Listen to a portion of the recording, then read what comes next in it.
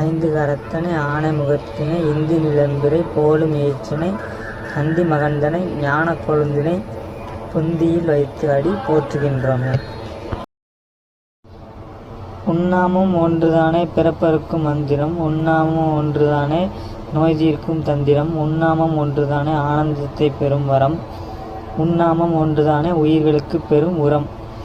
வெள்ளீஸ்வரம் கண்டால் சிந்தையெல்லாம் விந்தை, வெள்ளீஸ்வரம் கண்டால் விந்தையாகுது சிந்தை, வெள்ளீஸ்வரம் கண்டால் பட்டாகுது கந்தை, வெள்ளீஸ்வரரை விட்டால் நமக்காறு தந்தை. அண்டப்பகுதியின் உண்டை பிறக்கம் அளப்பெருந்தன்மை வளப்பெருங் காட்சி, ஒன்றனுக்கு ஒன்று நின்ற எழில்பகரின் 101 கோடியின் மேற்பட விரிந்தன, இல்லுலை கதிரின் துண்ணணு புறையச் சிறியாக பெரியோன் தெரியின். வெண்ணும் மண்ணும் இன்ன பிறகுமா 7 உலகங்களை கொண்டது அண்டமாகும். அண்டத்தில் உள்ள அத்தனை கோலங்களின் ஒவ்வொரு கோலமும் தனி அழகு.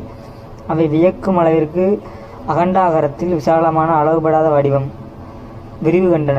வீட்டில் நுழையும் சூரிய கிரணத்தின் நெருங்கிய அணுக்களைப் போன்று அந்த கோலங்கள் வானில் மிதக்கின்றன. மிகச்சிறிதும் அணுவும் மிகப்பெரியதும் அண்டம் அமைப்பில் ஒன்று போலதான் இறைவனின் வியாபகம் இத்தகையது.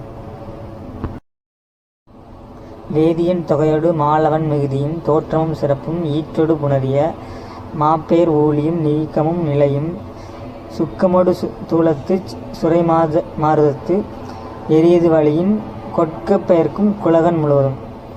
படைத்தளிக்கும் கர்த்தா பிரம்மாக்களுக்கும் அவர்களுக்கெல்லாம் நேசனாக இருக்கிற விஷ்ணுவும் படைத்தல் காத்தல் அழித்தல் என்கிற முத்தொழிலும் மகா பிரளயமும் மிகப்பெரிய ஊழிக்காலமும் அதன் இருப்பும் முடிவில் இவையாவும் பெருமானே உனது பிரம்ம சுரூபத்தின் தன்மைகளாம்.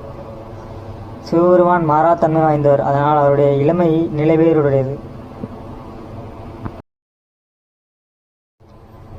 நமச்சிவாய என்றால் நாடியெல்லாம் அடங்குதே, சிவசிவா என்று சொன்னால் சித்தமெல்லாம் ஒடுங்குதே, சிவப்பணியில் இருக்கும்போது மற்றதெல்லாம் முடங்குதே, அவனாலே உள்ளுக்குள்ளே தூறல் மலை தொடங்குதே.